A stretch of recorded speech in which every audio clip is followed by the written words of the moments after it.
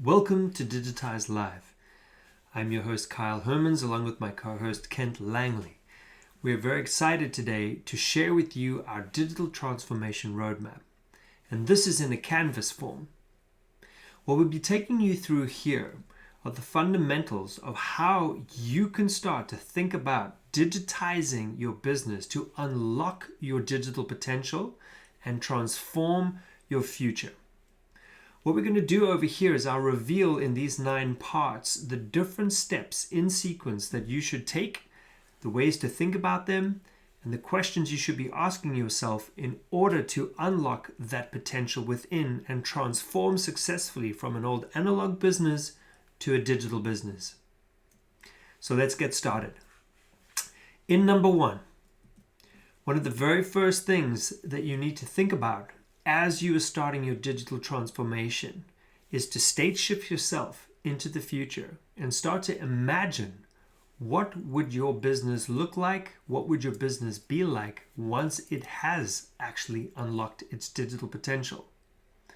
The way to think about that is if you state shift out 12 months, could even be 6 months, 12 months, 1 year, 2 years, start thinking about if your business was fully functioning in a digital way, meaning that the traditional ways of doing business in analog terms, meaning physical terms, in one-on-one, in-person terms, if your business is in retail, right, for example, and you're selling things inside of a store where people physically go to a location, the natural progression of that would be to create an online store, where your physical products would become digital products. Those would be photographs, catalogs, online, where you would go to a cash wrap or a way to check out at a store.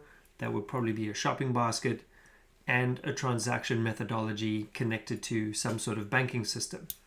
Now, those are things that we've been working with on a day-to-day basis. So yes, that is a basic example, and that is a very strong way to, as a metaphor and as an example, to talk about how you're transforming from an analog system to a digital system.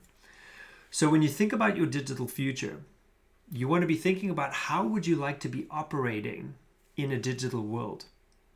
And in this particular time, I would advise you to let go of current notions of blockages, resistance, things that you might not see as possible. This is the moment to allow your imagination to really go wild.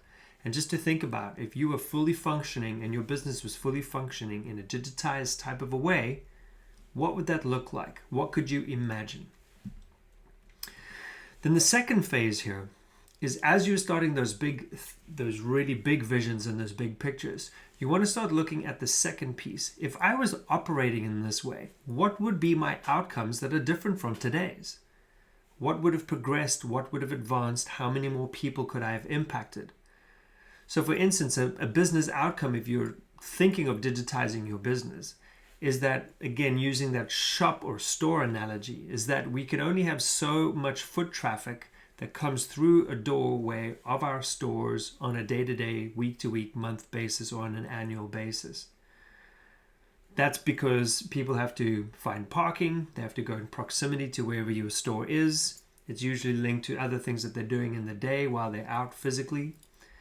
What's interesting is that you're generally limited to the amount of people that could visit or that your store could hold at any one particular time because of the confines of the building. Now, if you digitize that store, think about your business outcomes in the sense of that you have now gone from maybe several thousand customers in a week or a month to millions, because as soon as you go digital, it's an abundance of space. And anybody with an internet connection and the URL address of your store will be able to get there. And if you have a shopping basket or a store or a checkout mechanism that works in multiple countries, and you have the capability to be able to ship to those countries, the world is your oyster. You could go anywhere. You could access so many more people. So a business outcome there could be about impact. It could be about monetary. It could be about how you might start to think about the different lines of products or services that you could end up making, the type of scale that you could create inside of your business. What sort of business outcomes are you looking for as you're thinking about that future state? The third one over here is around if you're running your internal business, what kind of culture would you like to be developing? What kind of culture would you, not only internally inside of your brand, but also externally with your brand as it impacts the world? What kind of culture do you want to be known for in a digital world? Because what's interesting is if we're not physically interacting with human beings and you're going through chatbots or call centers or just online copy, brand is going to be so important. Culture is so important. What does your company stand for in a digital world? What do you stand for in a digital world? If you digitize your products and services and your brand, what is the meaning behind that? What kind of culture are you exemplifying? What kind of culture are you role modeling? So as you're thinking of your future state and you're thinking of your business outcomes, also think about the type of environment and the type of culture and the type of brand that you're wanting to create for yourself. So this is all future state. So when we move to point 4, you'll notice what this is about is to say, all right, if that's our future, let's come back to today. Let's come back to what the state of our business is today, our current state. Now, this is an analog. This might be the traditional systems in which your business is currently running. And you want to start thinking about where am I today in relation to this future state that I have just visualized for myself? Those business outcomes and those cultural outcomes. Where am I in relation to that today? What are the types of systems I'm dealing with? What are the type of cultural nuances I'm dealing with? What are the type of clients? What are my products and services? It's really, in some way, taking stock of who you are and where you are. And just starting to notice the differences and the gaps and the distance between where you are and where you would love to be in your digital future state. Because what that starts to help you pinpoint are the markers and the metrics to begin to move for your business. So as we go to 5, I'm going to give you some prompts. So if you think about your future state and then you're thinking about your current state and those gaps in between, what are some of the things that you would need to do differently? What are some of the things that you would need to change or shift in the way that you lead and manage your business today, moving from an analog system to a digitized digital type of business? And it doesn't mean you have to get rid of your current business. It just means if you're digitizing your business, you're creating different verticals, you're creating different levels of impact. And that will require a different mentality, it will require a different mindset, it will require a different way for you to lead into the future. So how are you leading and managing in today's terms versus the future terms? What are some of the things that need to shift there? In number 6, it's how are you communicating currently to your customers, to your market, as well as to your internal employees? How are you engaging? Because the difference between where you are and where you want to be will probably require, especially in the digital world, it requires you to think differently about how you communicate. There are many amazing tools and methodologies and principles out there for us to effectively communicate with our customers.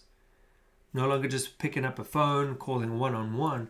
There are ways to be able to grab our email lists, to grab our databases, to start developing our business potentially as a platform, allowing people to come on through subscriptions, through connections, through the way that we communicate and send out our information, as well as to internal employees. How are we engaging, communicating as we're going to start that transformation between where we are today in our current state, our analog state, to our future state? Then think about point number 7. So as you're going through leadership, figuring out how to lead differently, you're thinking about how you might be communicating differently. Are there any very specific tools and skills that your organization is going to need, that you as leaders are going to need, that your employees are going to need? Are there any tools and skills that your customers and your market might need to be able to better interact and integrate with the changes that you're making or the services that you're providing and offering? What are those skills?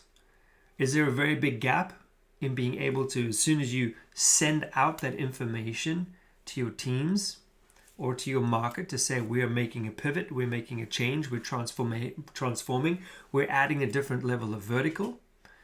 Are there different skills and tools that we need to empower ourselves with, empower others around us with, empower our customers and employees with, empower our market with, so that we can successfully make that migration? And then number 8 is the current systems and processes that you have and that you have been able to scale to where you are today. And all the success that you've been riding on today, as you are thinking about making that digital transformation and building out a digitized version of your business, do the current systems and processes, will they support your growth? Do they help build towards the vision that you're creating?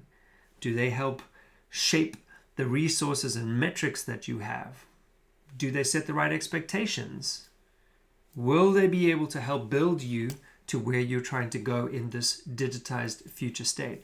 If not, one of the things you've got to think about is, what are some of the systems and processes shifts that I would need to make? Now, as we're digitizing, a lot of this may actually only show up as we start that journey. But this as a roadmap is getting you thinking ahead. So as you're starting with that future state and thinking about where it is that you want to be, what kind of outcomes for your business are you looking for? What kind of outcomes are you looking for your culture and your brand? How do I be able to bridge the gaps between where I am, knowing exactly where I am, being very truthful about where you are, and very realistic about where you are, and also mapping out where it is that you're trying to get to go to. And then working on those dimensions of, here's how I can lead and manage differently. Here's how I can engage and communicate differently. Here's how I can skill up and tool up and get the right systems and processes in place to be able to make that bridge. One of the number 9 component here, and one of the most important, is who do I now need to be able to make that shift? Doing it by yourself, really tough. Sometimes the team that you have in place, you hired and you positioned and you built in the current state of your business. But it might be that you need to expand, adapt, shift some of those team members, some of those resources and support in order to help you get to that future digital state. Those audiences are the ones that you not need to start to identify as the key ones. And we put 3 over here. What are your 3 key audiences that could help you make that shift?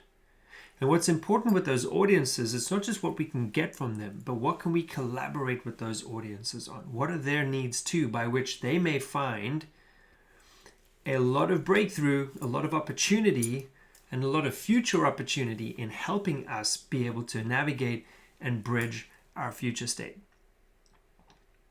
So as we're starting this digital transformation, this is your guide and this is your roadmap. And so to recap those 9 points, you want to start with your future state. You want to think about your future business outcomes and your future culture outcomes. Once you've spent some time in the future, you want to come back to the present and say to yourself, where am I in relation to that future? What are some of the bridges and gaps that I need to shift in terms of how I lead and manage, how I communicate and engage, the skills and tools I may need, and some of the process and system shifts that I may need to make. And then who are the audiences that I can collaborate with and partner with in order to make that change. Now, I really hope this has been helpful for you. I highly recommend that you play with this process. Try it out. It's going to take some time. We would love to hear from you and hear how this is going for you. We're always here for support and for help if you want to go deeper on this canvas. Now remember, every one of us has a digital version of us waiting to get unlocked.